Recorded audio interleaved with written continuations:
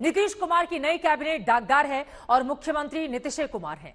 चावल घोटाला करने वाले नेता कृषि मंत्री हैं। कारतूस के साथ एयरपोर्ट पर पकड़े गए नेता शिक्षा मंत्री हैं।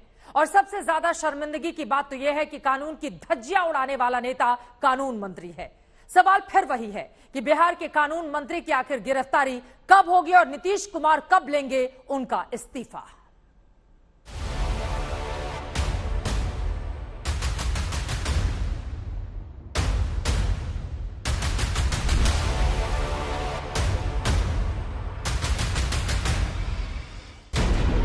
किसे कहते हैं अंधेर गर्दी, इसी को न कहते हैं जी। हाँ, इसी को कि जिस आदमी को अदालत जमानत देने से इनकार कर दे, जिस आदमी को अदालत पेश होने का आदेश सुनाए, जिस आदमी को अदालत अपहरण का आरोपी पाए, उसी आदमी को उसी राज्य का कानून मंत्री बना दिया जाए। हाँ, अपहरण के आरोपी कार्तिकेय सिंह नीतीश सरकार में कानून मंत्री है। तो किसे कहते हैं अंधेर गर्दी, इसी को न कहते हैं जी। बड़ी शर्मिंदगी की बात है साहब। पूरे बिहार का रेपुटेशन खराब हो गया कि एक दुर्दांत अपराधी का राइट हैंड मैन, जिस पर खुद कई क्रिमिनल केसेस हों अपहरण इत्यादि के, उसको कानून मंत्री बना दिया गया। ये मैं नहीं मानता हूं कि नीतीश जी को इसकी जानकारी नहीं थी। नीतीश जी भली भांति जानते हैं, उसी क्षेत्र के जानते हैं भली भांति कि अनंत सिंह क्या है, कितना बड़ा खूंखार अपराधी है।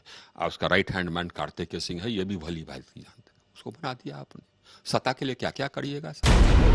नीतीश जी के पास करने के लिए तो बहुत कुछ है, मगर अब वो कर पाएंगे या नहीं, ये सवाल बड़ा है। क्योंकि कौन नहीं जानता कि कार्तिकेय सिंह पर 2014 में राजीव रंजन नाम के शख्स के अपहरण का आरोप है। कौन नहीं जानता कि अदालत ने 16 अगस्त को कार्तिकेय सिंह को अदालत में पेश होने का आदेश दिया था, मगर वो कोर्ट में सरेंडर करने के बजाय राजभवन पहुंच गए थे कानून मंत्री की शपथ लेने।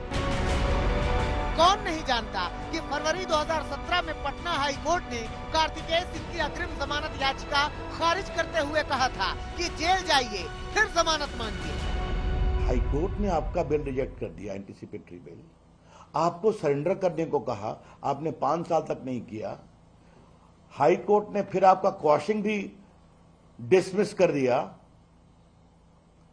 तो ये एक एडिशनल डिस्ट्रिक्ट जज ने कैसे आपका एंटीसिपेटरी इंटरटेन किया, ये मैं सवाल उठाना चाहता हूं।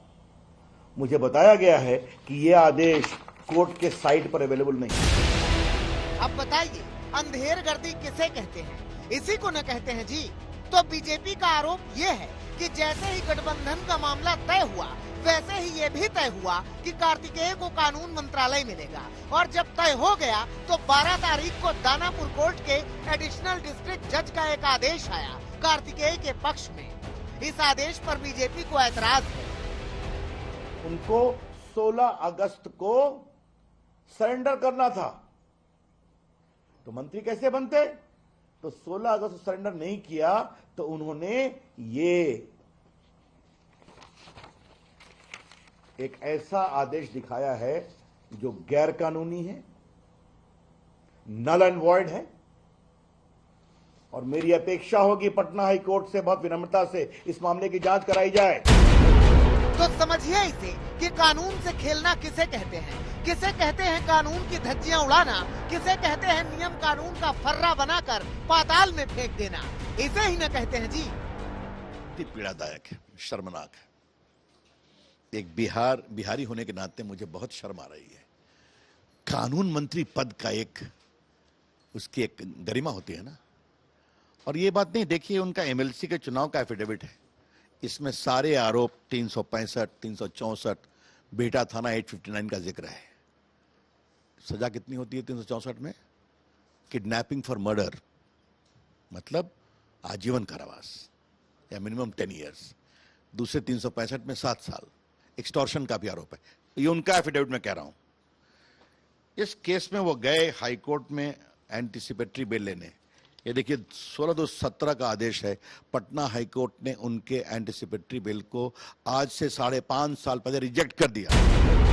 तो किसे कहते हैं अंधेर गर्दी? इसी को न कहते हैं जी कि जिस हलफनामे को दिखाकर बीजेपी कार्तिकेय सिंह पर सवाल उठा रही है, उसी हलफनामे का नाम लेकर कानून मंत्री कार्तिकेय कानून को ठेंगा दिखा रहे हैं। देखिए, हलफनामा में सब अपना मंत्री विधायक जितने होते हैं सब देते हैं, सब दिया हुआ है, उसमें कहीं कोई इस तरह की बात नहीं है। सबको पता है, मतलब कार्तिकेय कहते हैं कि उनके बारे में सबको पता है। सबको मतलब सबको, मगर नीतीश कुमार तो कह रहे हैं कि उन्हें कुछ पता ही नहीं है। सुनिए सुनिए, इसके बारे में जानकारी जारी हुआ है सर कार्तिकेय पे? नहीं, को नहीं पता। इसके बारे में जानकारी इनको भी सर बीजेपी जारी हुआ है सर कार्तिकेय पे? नहीं, को नहीं पता। इसके बारे में जानकारी इनको भी। तो फिर सवाल वही है कि अंधेर गर्दी किसे कहते हैं? इसे ही कहते हैं न जी। अरे साहब, उसको ड्रॉप कर देना है, उसको जेल में रहना चाहिए ना। आप कानून मंत्री बनाए हुए, उसको तुरंत उठा करके जेल भेजिए ना। ड्रॉप कीजिए और उठा के जेल भेजिए। कमाल करते हैं आरके सिंह जी। जिस आदमी के बारे में नीतीश कुमार को कुछ अता पता ही नहीं है और बगैर जिसके बारे में जाने उन्होंने उसे कानून मंत्री बना दिया है, उसे वो निकाल कर फेंक देंगे। आप भी कमाल करते हैं। ऐसे अगर निकाल कर वो मंत्रियों को फेंकते रहे तो खुद न फेंका जाएंगे। कहे कि उनकी मौजूदा सरकार में दागियों की भरमार है। नीतीश कुमार ने चंद्रशेखर को शिक्षा मंत्री बनाया है। वो दिल्ली एयरपोर्ट पर कारतूस के साथ पकड़े गए थे। नीतीश कुमार ने सुधाकर सिंह को कृषि मंत्री बनाया है। वो चावल घोटाले के आरोपी हैं। नीतीश कुमार ने कार्तिकेय सिंह को कानून मंत्री बनाया है। उन पर अपहरण का केस है। और सुनिए, बिहार के 33 में से 33.33% मंत्रियों पर मुकदमे चल रहे हैं। यानी नीतीश कुमार के मंत्रिमंडल के 1/3 मंत्री दागी हैं। 13 कैबिनेट मंत्रियों पर तो गंभीर आपराधिक केस दर्ज है। कि आपको अविलंब ऐसे लोगों को बर्खास्त करना चाहिए। और ये तो एक बानगी है केवल कार्तिकेय सिंह की, उनके मंत्रिमंडल में और कई बाहुबली हैं। वो चाहे रामानंद यादव हो, चाहे सुरेंद्र यादव हो, चाहे ललित यादव हो, और भी लोग। अब चंद्रशेखर जिनको शिक्षा मंत्री बनाया, 20 कारतूस के साथ 2 साल पहले दिल्ली हवाई अड्डे पर उनको पकड़ा गया। तो नीतीश जी अब बताइए, अंधेर गर्दी किसे कहते हैं? इसे ही न कहते हैं जी कि सियासी मजबूरी में आपने बिहार के माथे पर एक कलंक को कानून मंत्री बनाकर चस्पा कर दिया है।